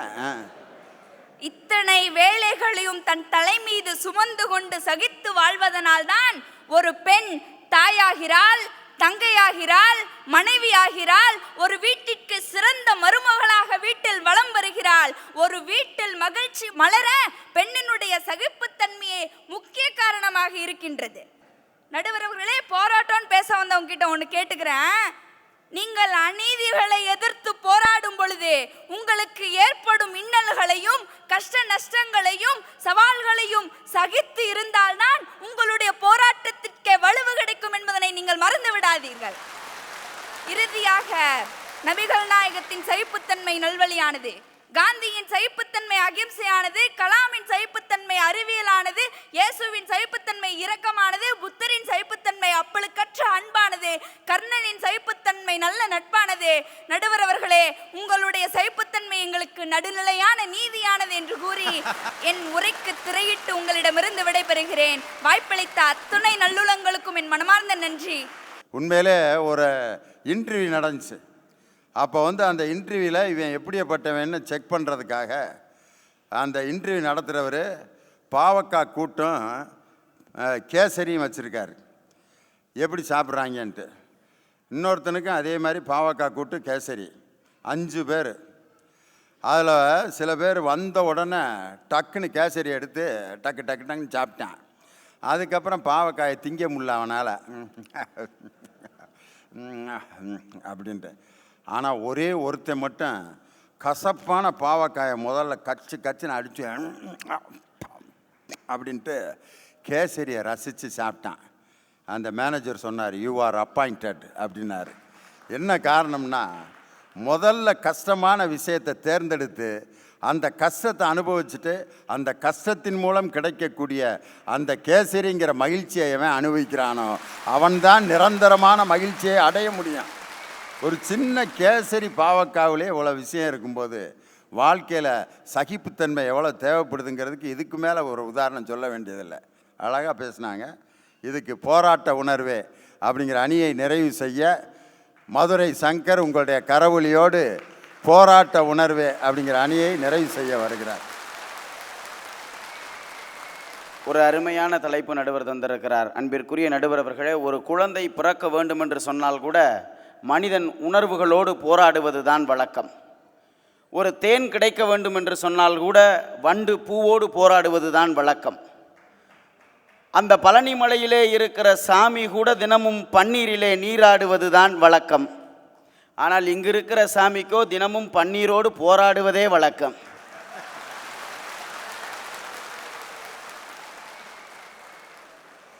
அட ஏப்பா கேட்குற, அங்கேருந்து தான் ஒவ்வொருத்தனா ஏறி குதிச்சு வந்துக்கிட்டு இருக்காங்களாம். இப்போ டவுசர் கிழிஞ்சிக்கிட்டு இருக்கப்பா, டவுசர் கிழிஞ்சிக்கிட்டு இருக்கு. வாழ்க்கையே ஒரு போர்க்களம், அதை வாழ்ந்துதான் பார்க்கணும். போர்க்களம் மாறலாம், ஆனால் போர்கள் தான் மாறுமோன்னு அழகான ஒரு கவிதையை. போராட்டம் இல்லாமல் வாழ்க்கையை கடத்த முடியுமா? யோசிச்சு பாருங்க நடுவர் அவர்களை. தினமும் காலையில் ப்ரஷ் இருக்கு பாருங்க, அந்த ப்ரஷ்ஷு கூட பல்லோட போராடினா தான் வாய் சுத்தமாகும். ரொம்ப சகிப்புத்தன்மையாக நான் இருக்கேன்னு 10 நாளைக்கு பல்லு விளக்காமல் இருக்கலாமா? 10 நாளைக்கு பல்லு விளக்காமல் இருந்தால் நான் சகிப்புத்தன்மையோடு இருக்கலாம். என் பக்கத்தில் இருக்க எல்லாரும் சகிப்புத்தன்மையோடு இருக்க முடியுமா? யோசிச்சு பாருங்க. சகிப்புத்தன்மையோடு இன்னைக்கு யார் சார் இருக்கிறா? ஆனால் சகிப்புத்தன்மைக்கு ஒரு எல்லை இருக்குது. எது வரைக்கும் தெரியுமா? ஒன்றும் இல்லை, கல்யாணம்னா ஒரு புருஷன் பொண்டாட்டி. புருஷன் எப்போ பார்த்தாலும் முன்னாடியை திட்டிக்கிட்டே இருந்தான். சாப்பிட உட்காந்தான், பொண்டாட்டி சாப்பாடு வச்சா, கொஞ்சோண்டா வச்சா, என்னடி குருவிக்கு வைக்கிற மாதிரி சாப்பாடு வைக்கிற, ஒழுங்கா வைடி அப்படின்னா. சரின்னு நிறையா அள்ளி போட்டா. என்னைய பார்த்தா நான் பூதம் மாதிரி தெரியுதா? பூதத்துக்கு சோறு வைக்கிற மாதிரி வைக்கிற, ஒழுங்கா வைடின்னா. சரின்னு புருஷன் முன்னாடி 2 பேரும் ஒரு நாள் வெளியில் நடந்து போனாங்க. இவன் மெதுவாக நடந்து வா, என்னடி அண்ணன் நட போட்டு வர, வேகமாக வாடின்னா. சரின்னு இவன் வேகமாக நடந்து போனான். இவன் சொன்னா பொம்பளை மாதிரி நடடி, ஏண்டி இவ்வளோ வேகமாக நடக்கிறேன்னா. இவன் கடைசியில் பார்த்தா, பொறுத்து பார்த்தோன்னே ஒரு நாள் பெரிய சண்டை முத்திருச்சு. இவன் பார்த்தா வீட்டுக்குள்ளே சண்டை முத்தினோடனே தூக்கி புருஷனை ஆணியில் மாட்டி வச்சுட்டு வெளியில் போயிட்டா, போடா அப்படின்ட்டு. இல்லை, சகிப்புத்தன்மைங்கிறதுக்கு ஒரு அளவுக்கு தானே நடுவர்களே எல்லை இருக்க முடியும். யோசிச்சு பாருங்க. இல்லை, எது சகிப்புத்தன்மையோடு நமக்கு முன்னாடி இருந்த தலைவர்களாக இருந்தால் அன்றைக்கி நம்மளோட நிலைமை என்ன? தனக்கு போட்ட மாலையை கூட திரும்பி போய் கொடுத்துட்டு அந்த 10 ரூபாயை வாங்கிட்டு வந்து என் கையில் குடுறா, நான் 10 தெருவுக்கு மேடை போட்டு சுயமரியாதையை பேசுவேன்னு தந்தை பெரியார் சகிப்புத்தன்மையோடு இல்லாமல் போராடி கொண்டிருந்தனால தான் இன்றைக்கி எல்லாரும் சமத்துவத்தை பற்றி பேசிக்கிட்டு இருக்கோம். தலைவர் கலைஞர் அவங்க சொன்னாங்க, சகிப்புத்தன்மை என்கிற வட்டத்துக்குள்ளே மட்டும் தலைவர் கலைஞரை தயவு செஞ்சு அடக்காதீங்க. போராட்டம் என்கிற ரத்தம் உருவானதே தலைவர் கலைஞர்கிட்ட தான், சாதாரணமான தலைவர் கிடையாது. மேடையில் பேசிக்கிட்டு இருக்கிறாரு, தகப்பன் இறந்த செய்தி வந்தும் கூட பேச்சை உடனே நிறுத்திடல, பேச்சை முழுசா பேசிட்டு தான் மேடையை விட்டு இறங்கினார் தலைவர் கலைஞர். தலைவர் கலைஞருக்கு கல்யாண தயாளமாக கூட மணப்பொண்ணு மேடையில் காத்திருக்குது, மாப்பிள்ளை 1 மணி நேரம் லேட்டு. எங்கெங்க போயிட்டு வந்தீங்கன்னு கேட்டாங்க. ஒரு மொழி போராட்டத்துக்கு நான் போயிட்டு வந்தேன்னு தலைவர் கலைஞர் சொன்னார். காந்தி மிகப்பெரிய அகிம்சைவாதி தான். ஆனால் உண்மையிலேயே புரிந்து கொள்ளுங்கள், போராட்டத்தினுடைய உச்சம் எது தெரியுமா? அகிம்சை தான் மிகப்பெரிய போராட்டம், ஆயுதம் ஏந்தி போராடுவதை விட. அதே காந்தி தான் கடைசியாக சொன்னார், செய் அல்லது செத்து மடிடான்னு சொன்னார். ஒத்துழையாமை இயக்கத்தையும் வெள்ளையனே வெளியேறு இயக்கத்தையும் கொண்டு வந்தவரே மகாத்மா காந்தி தானே. யோசிச்சு பாருங்க. எல்லா பக்கமும் அடிக்கிறான் சார், நீட்டு தேர்வுங்கிறான், நீட்டாத தேர்வுங்கிறான். ராத்திரி தூங்கிக்கிட்டு இருக்கும்போது என் கல்லாப்பட்டு இருந்த காசு பூரா செல்லாதுன்னா எல்லாத்தையும் பொறுத்துக்கிட்டோம். எத்தனையை பொறுத்துக்கிட்டோம்? இதை திங்கக்கூடாதுன்னா, அதை திங்கக்கூடாதுன்னா. நான் கேட்குறேன், ஒன்றை யோசிச்சு பாருங்க. என் வீட்டு அடிப்படையில் ஏன் பொண்டாட்டி இதைத்தான் சமைக்கணும், இதைத்தான் சமைக்கக்கூடாதுன்னு சொன்னான். அதையும் இந்த தமிழன் பொறுத்துக்கிட்டான். எத்தனையோ இந்த தமிழன் பொறுத்து கொண்டான். நண்பிற்குரியலை தயவு செய்து சிந்தித்து பாருங்க. மயிர் நீப்பின் உயிர் வாழா கவரிமான் பரம்பரை தமிழன் பரம்பரைன்னா, தன்னுடைய உயிரை விட மானந்தான நமக்கு பெருசுன்னு தமிழன் சொன்னான். ஆனால் இன்றைக்கி அதே தமிழன் தான் டெல்லியில் உயிர் வாழ கூட வழி இல்லைடா, எங்களுக்கு மானம் கூட தேவையில்லடான ஒட்டு கோமணத்தை அவுத்துட்டு அம்மனமாக நிற்கிறானே. எத்தனை அடிகளை தாசார் இந்த தமிழன் தாங்குவான்? இன்னும் எத்தனை அடிகளை நீங்கள் தாங்கணும்னு நினைக்கிறீங்க? இவ்வளவு சகிச்சாச்சு, இன்னமும் சகிச்சுக்கிட்டே இருக்கணும்னு நீங்கள் பேசுகிறீங்களா? அப்படி இன்னமும் சகித்து கொள்ளுங்கள் நீங்கள் பேசுகிறீங்களா? உங்களை விட ஒரு மனசாட்சி இல்லாத மனிதர்கள் இந்த நாட்டிலே யாரும் இருக்க முடியாது. தயவு செய்து சிந்தித்துக் கொள்ளுங்கள். வந்தார வாழ வைக்கும் தமிழ்நாட்டுக்கு பேர். தயவு செஞ்சு சொல்கிறேன், எங்களுக்கு அந்த பேரே வேணாம்யா. வந்தார வாழ வைக்குங்கிற தமிழ்நாடுங்கிற பேரே வேணாம். எவனும் இனிமேல் இங்கே வரவும் வேணாம், எவனும் வாழவும் வேணாம். முதல்ல எங்களை நிம்மதியாக வாழ விடுங்க, அது போதும். பேரை வச்சு என்ன பண்ணுறது? தயவு செய்து நண்பிற்குரியவர்களை புரிந்து கொள்ளுங்கள். மதம் பிடித்த யானைகளுக்குத்தான் சங்கிலி போடுவார்கள், மதம் பிடித்த யானைகளுக்குத்தான் சங்கிலி போடுவார்கள். மதம் பிடித்த பல மனிதர்களுக்கு மனித சங்கிலி போடப்பட்டிருக்கிறது. கூடிய விரைவில் இந்த போராட்டம் நிச்சயம் தொடரும். நாம் தமிழனாய் சகித்து போக வேண்டியதில்லை. நிச்சயம் நாம் தமிழனாய் வாழ்வதற்கு போராட எல்லோரும் தயாராகுவோம் என்று சொல்லி, போராட்ட உணர்வே வேண்டும் வேண்டும் என்று சொல்லி வாய்ப்பிற்கு நன்றி கூறி விடைபெறுகிறேன். நன்றி, வணக்கம். நிறைவாக சகிப்புத்தன்மையை என்ற அணியை நிறைவு செய்ய உங்கள் மனம் கவர்ந்த கோவை தனபால். நடுவர் அவர்களே, அஜித் மாதிரி நான் அழகாக இருக்கணுங்களா? இல்லை அர்னால்டு மாற நான் பலமா இருக்கனா, இல்லை அம்பானி மாற இருக்கிற என்கிட்ட பணம் இருக்கா, இல்லை அப்துல் கலாம் கிட்ட இருக்கிற மாதிரி என்கிட்ட அறிவு இருக்கா? எதுவுமே இல்லைங்க. இதுல எதுவுமே இல்லாதவனை ஒரு மனுஷனா இல்லை ஒரு புருஷனா ஏத்திருக்கிறா ஒரு பொம்பளைன்னா இதுக்கு மேல சகிப்புத்தன்மைக்கு என்ன சார் வேணும்? சார் 5 வருஷத்துக்கு உன் குடும்ப வாழ்க்கையில் உனக்கு பிரச்சனையே இல்லையா? இந்த ஒரு வாக்கியம் இருக்க, அப்படிப்பட்ட வாக்கியம். நடுவர் அவர்களே, எனக்கு முன்னாடி வந்த பேசின சங்கர் மிகப்பெரிய ஒரு போராட்டவாதி. உங்களுக்குள்ளேயுமே மனசுல இருக்கும் நான் ஒரு போராட்டவாதின்னு. நான் உன்னை சொல்லட்டுமா, 10 மாசம் உன்னை வயிற்றுக்குள்ள வச்சு சகிச்சுட்டு இருந்தாலே உங்க அம்மாவோட சகிப்புத்தன்மை இல்லைன்னா, 5 வயசு வரைக்கும் அம்மனத்தோட மூக்கொழுதிட்டு இருந்தைய அதை சகிச்சுட்டு உங்க அம்மத்தா கழுவி விடலன்னா, நீ கேட்டதையெல்லாம் வாங்கி கொடுக்க முடியலனாலும் சகிச்சுட்டு உங்க அப்பா வாங்கி கொடுத்தாப்லைய உங்க அப்பாவோட சகிப்புத்தன்மை இல்லைன்னா, கோணையா எழுதும் போது அப்படி எழுதாதடா இப்படி ரைட்டா எழுதுடான்னு கையை பிடிச்ச போட்ட வாத்தியாரோட சகிப்புத்தன்மை இல்லைன்னா, இல்ல நீ எது பேசினாலும் நீ பேச்சாளண்டான்னு லியோனியோட சகிப்புத்தன்மை இல்லைன்னா இன்னைக்கு நீ மேடையில போராட்டவாதியா நிக்க முடியுமாயா? தயவு செய்து புரிஞ்சுக்குங்க, சகிப்புத்தன்மையோட தான் எல்லோருமே வாழ்ந்துட்டு இருக்கிறோம். சார் காலையில் நான் எந்திரிப்பேன், பெட் காபி குடிச்சா தான் எனக்கு ரொம்ப பிடிக்கும். என் பொண்டாட்டி சொல்லுவா, ஒழுக்கம் எந்திரிச்சு பல்லு விளக்கிட்டு வந்து குடியும்பா. எனக்கு பிடிச்சது பெட் காஃபி, ஆனால் பல்லு விளக்கிட்டு வந்து தான் குடிப்பேன். காலையில் இட்லி சாப்பிடணும்னு ஆசைப்படுவேன், கொண்டு வந்து சப்பாத்தியை சப்புன்னு போடுவா. சுகர் 50 ஆயிருச்சு, சுகர் வந்துருச்சு, ஒழுக்குமா சப்பாத்தி சாப்பிடும்பா. பைக்கில் 40 கிலோமீட்டரில் ஒழுக்குமா தான் நான் வேலைக்கு போவேன். 80 கிலோமீட்டரில் ஒரு பையன் வந்து சர்ன்னு ஓவர்டேக் பண்ணுவான்.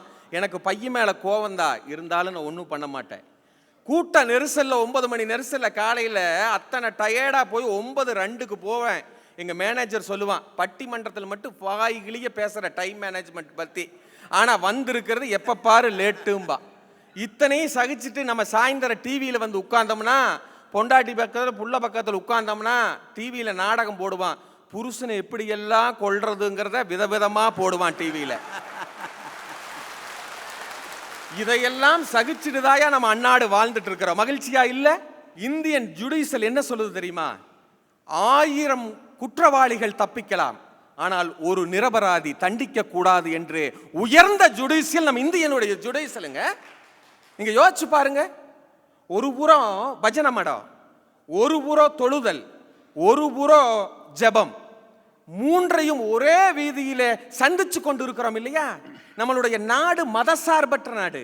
மதசார்பற்றனா எந்த மதம் தேவையில்லைன்னு சொன்ன நாடு இல்லை, எல்லா மதமும் எங்களுக்கு தேவை என்று சொல்லக்கூடிய ஒரு நாடு, வேற்றுமையிலே ஒற்றுமை காண்கின்ற நாடு.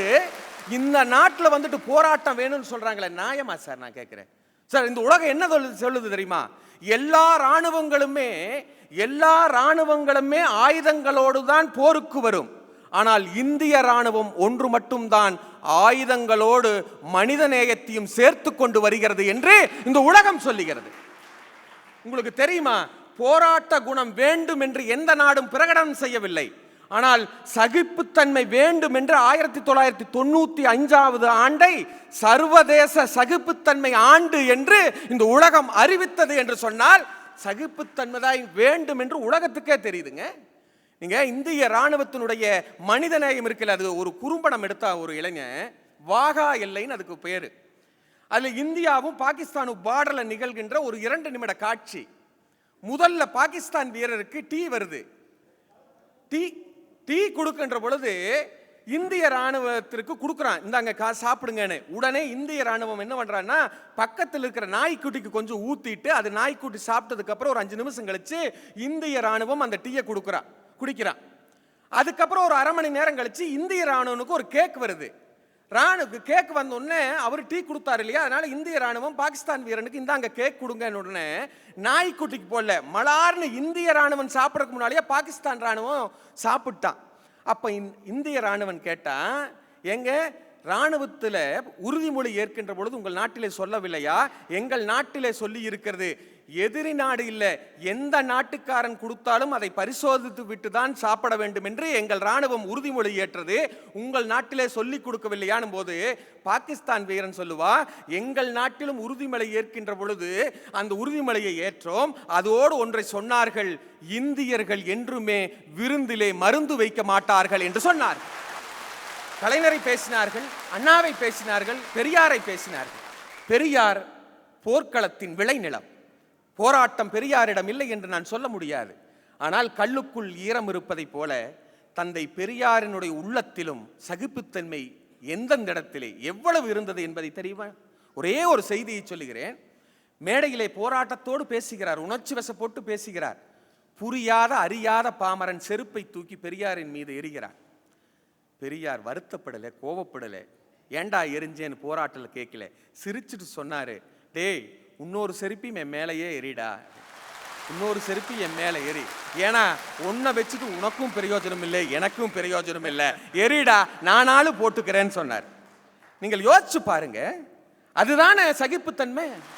நான் உதாரணம் சொல்லட்டுமா? ஜப்பான் நாடு, 2வது உலகப்போர், உலகமே வியந்து பார்க்கிறது. குண்டை வீசிட்டான். ஹிரோஷிமா நாகசாமி புல்லு பூண்டும் கூட முளைக்காம ஒரு பாலைவனத்தை விட மோரமா கோர முகத்தோடு இருக்கிறது. பதிலுக்கு ஜப்பான்காரன் குண்டு வீசவில்லை. தயவு செய்து புரிந்து கொள்ளுங்கள் சகிப்புத்தன்மை என்பது என்ன என்பதை. பதிலுக்கு குண்டு வீசவில்லை. பிறந்த ஒவ்வொரு குழந்தையும் அழைத்து கொண்டு, நீங்கள் சினிமா தியேட்டருக்கு போவதும் பீச்சுக்கு போவதை போல ஜப்பான் நாட்டிலே பிறந்த குழந்தைகள் அத்தனை குழந்தைகளும் பெற்றோர்கள் அழைத்து கொண்டு போய் ஹிரோஷிமா நாகசாமியை காட்டினார்கள். நமது பூமி இப்படி ஆகிவிட்டது, இதை மாற்ற வேண்டும், மாற்ற வேண்டும், நீ உழைக்க வேண்டும் என்று சொன்னார். இன்று உலகமே ஜப்பானை அன்னார்ந்து பார்க்கிறது என்று சொன்னால் சகிப்புத்தன்மைக்கு கிடைத்த பரிசு ஜப்பான். ஒரே கதையோடு நான் நிறைவு செய்கிறேன். ஒரு மன்னன், போராட்ட குணம் கொண்ட மன்னன், காட்டுக்கு வேட்டையாட போகிறார். போகின்ற பொழுது அந்த காட்டிலே இருக்கின்ற ஒரு ஏழை மலையேறி, மலையிலே வசிக்கின்ற அவன் தன் குழந்தையினுடைய பசிக்காக மாமரத்திலே கல்லெறிகிறான், மாம்பழம் பறித்து கொடுப்பதற்காக. அவனுடைய போதாத நேரம் அந்த வழியை வேட்டையாட வந்த மன்னனின் தலையிலே பட்டு விடுகிறது. ரத்தம் வடிகிறது. உடனே சிப்பாய்கள் பிடித்து கழுமரத்திலே நிறுத்துகிறார்கள். இன்று இதையோடு முடிந்து விட்டான் என்று எல்லோரும் பேசுகிறார்கள். பதிலுக்கு மன்னன் தன்னுடைய கழுத்திலே இருக்கின்ற மணிமாலையை கலட்டி அந்த வேடனுடைய களம் போடுகிறான். முழிக்கிறார்கள். மன்னன் என்ன பதில் சொன்னான் தெரியுமா? தெரிந்தே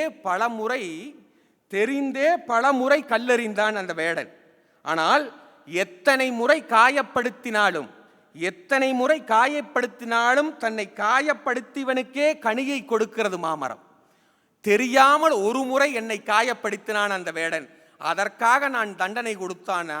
நானெல்லாம் ஒரு மன்னனா என்று அந்த மன்னன் சொல்லி, அந்த வேடனுக்கு நல்ல தீர்ப்பை அந்த மன்னன் கொடுத்தான். எங்கள் அண்ணனும் எனக்கு நல்ல தீர்ப்பை கொடுப்பார். நன்றி, வணக்கம். கோபம் வேற, போராட்ட உணர்வு வேற. கோபத்தையும் போராட்ட உணர்வையும் ஒன்றா சேர்க்கக்கூடாது. திடீர்னு நம்மளை ஒருத்தன் கோபப்படுத்துறான், சப்புன்னு அரைகிறான், அதுக்கு பேர் போராட்டம் கிடையாது. மனைவியை சில பேர் போட்டு அடிப்பான், டம்முன்னு அது போடு ஒன்றையெல்லாம் அப்படின்னு டம்முன்னு. அதே ஆள் வெளியில் வந்து சைக்கிளை நடுவில் விடுவான், இடுப்பு மேலே பார்த்துட்டு எக்ஸ்கியூஸ் மீ சார் பரவாயில்ல. ஆனால் அந்த பிள்ளை என்னையா செய்கிறேன்னு கேட்டதுக்கு சப்புன்னு கன்னத்தில் அடிப்பான்.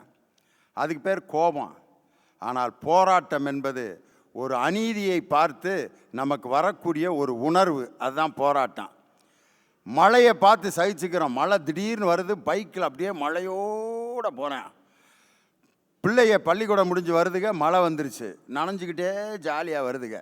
மழையோடு போராட்டம். வெயில் அடிக்குது, நிற்க கூட இடம் இல்லை, தலையில் அப்படியே துண்டை போட்டு மூஞ்சி முறையெல்லாம் கட்டிக்கிட்டு சைக்கிளில் அப்படியே போகிறான். வெயிலோடு போராட்டம்.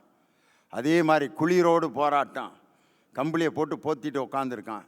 இந்த போராட்டத்தையெல்லாம் நம்ம ஜமாளிச்சிடலாம். ஆனால் நம்ம முன்னாடி ஒரு அநீதி நடக்கும் பொழுது அதை பார்த்து கொண்டு கம்பளியை வச்சு போத்தி பிரயோஜனம் இல்லை, முகத்தை துணியை வச்சு போட்டி பிரயோஜனம் இல்லை. மழையில் நனைஞ்சிக்கிட்டு போகிற பைக்காரை மாதிரி நம்ம வாட்டுக்கு ஓட்டிகிட்டு போகிறதில்ல பிரயோஜனம் இல்லை. அந்த நேரத்தில் நம்ம மனசில் ஒரு கொதிப்பு வருது பாருங்கள். போராட்டத்தை பற்றி எத்தனை பாட்டுகள். பாரதிதாசன் எழுதாத பாட்டா?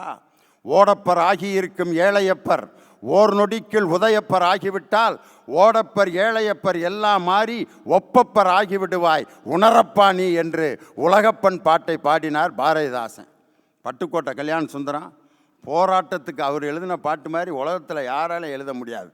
நன்றி கட்ட மனிதருக்கு அஞ்சி நிற்க மாட்டோம், நாவினிக்க பொய்யுரைக்கும் பேரை நம்ப மாட்டோம் என்று கூறுவோமடா, ஒன்று சேருவோமடா. எளிய மக்கள் தலையில் காசு ஏறி மிதிக்குது, அதை எண்ணி எண்ணி தொழிலாளர் நெஞ்சு கொதிக்குது. வஞ்சனைக்கு மஞ்சிடோம், பட்டினிக்கு மஞ்சிடோம், பஞ்சனைக்கு மஞ்சிடோம். நெஞ்சினை பிளந்த போதும் நீதி கேட்க அஞ்சிடோம். காலி என்றும் கூலி என்றும் கேலி செய்யும் கூட்டமே, காற்று மாறி அடிக்குது, நீ எடுக்க வேண்டும் ஓட்டமே என்று பட்டுக்கோட்டை கல்யாண சுந்தரம் அந்த தொழிலாளர்களுடைய ஊர்வலத்துக்கு தகுந்த மாதிரி பாட்டு எழுதினார். அதை விடுங்க, வைரமுத்து அவர்கள் கண் சிவந்தால் மண் சிவக்குங்கிற படத்தில் ஒரு பாட்டு எழுதியிருப்பார். மனிதா மனிதா இனி உன் விழிகள் சிவந்தால் உலகம் விடியும், ஆசையும் கொடிகள் உயரும் உயரும், நிலவின் முதுகை உரசும். பல ஆறுகள் ஓடுதடா, பசி ஆறுகள் மீறுதடா, பசியால் பல ஏழைகள் சாவதும் வீழ்வதும் தேசியமானதடா. இனி பால் வரும் என்பதும் தேன் வரும் என்பதும் ஜோசியமானதடா. சாட்டைகளே பெரும் தீர்வுகள் என்பது சூசகமானதடா. மனிதா மனிதா இனி உன் விழிகள் சிவந்தால் உலகம் விடியும் அப்படின்னு கண் சிவந்தால் மண் சிவக்கும் படத்தில் எழுதினார். நம்ம டாக்டர் ஏபிஜே அப்துல் கலாமுக்கு மணிமண்டபம் திறந்தாங்க. ரொம்ப சந்தோஷம், பெருமைக்குரிய விஷயந்தான். ஆனால் மணிமண்டபத்தை அவர் எதிர்பார்த்த ஒரு தலைவர் அவர் அல்ல, எளிமையை விரும்பிய ஒரு தலைவர். அவருடைய கனவுகள் 2020 முதல் வரி என்ன எழுதியிருக்காருன்னா, கிராமப்புற மாணவர்கள் எல்லாம் என்று உயர்கல்வியில் படிக்கிறார்களோ அன்றுதான் நான் அறிவியல் விஞ்ஞானி ஆனதற்கான முழு நிறைவை நான் அடைவேன் எழுதியிருக்கார். அப்படிப்பட்ட அப்துல் கலாமுக்கு மணிமண்டபம் கட்டுவது பெரிதல்ல. மருத்துவ படிப்பை இழந்து பல மிகப்பெரிய மதிப்பெண்களை பெற்று மருத்துவ படிப்பு படிக்க முடியாமல் இருக்கும் கிராமத்து மாணவர்களுக்கான நீட் தேர்வை ரத்து செய்திருந்தால் எங்கள் அப்துல் கலாம் அவர்கள் மிக மகிழ்ச்சியாக, அவருடைய ஆன்மா மகிழ்ச்சி அடைந்திருக்கும். மணிமண்டபத்தை அவர் விரும்பவில்லை. அதே மாதிரி இயேசுநாதருக்கு பெரிய பெரிய சர்ச்சுகள் கட்டுவதில் மிகப்பெரிய மகிழ்ச்சி இல்லை. அவர் சொன்ன அந்த கருத்தை யார் கடைப்பிடிக்கிறார்களோ அவன்தான் உண்மையிலே இயேசுவினுடைய சீடன். திப்பு சுல்தானுக்கு மணிமண்டபம் கட்டுவது அழகுதான், ஆனால் திப்பு சுல்தானுடைய நாட்டுப்பற்றை நாம் என்று பெறுகிறோமோ அப்பொழுதுதான் திப்பு சுல்தானுக்கு நாம் மரியாதை செய்கிறோம் என்று பொருள். இன்னைக்கு பார்த்தீங்க அப்படின்னு சொன்னால் போராட்ட உணர்வு, சகிப்புத்தன்மை, எந்தெந்த நேரத்தில் எது தேவைப்படுதோ அதுதான். ஒரு பூவை கிள்ளணும்னா 2 விரல் போதும், ஒரு செடியை பிடுங்கணும்னா அந்த கை முழுவதும் தேவைப்படும். அதே மாதிரி ஒரு மரத்தை வெட்டணும்னா ஒரு கோடாலி தேவைப்படும், ஒரு கல்லை உடைக்கணும்னாக்க உளி தேவைப்படும். ஆனால் ஒரு மழையை பிளக்க வேண்டும் என்று சொன்னால் வெடிமருந்து தேவைப்படும். மழை பிளக்க வேண்டும் என்று சொன்னால் வெடிமருந்து தேவைப்படும். பூவை கிள்ளுவதற்கு வெடிமருந்து தேவையில்லை, செடியை பிடுங்குவதற்கு கோடாலி தேவையில்லை. எப்போது எந்த ஆயுதத்தை நாம் பயன்படுத்த வேண்டும் என்று நினைக்கிறோமோ அந்த ஆயுதத்தை அப்போது நான் பயன்படுத்த வேண்டும்.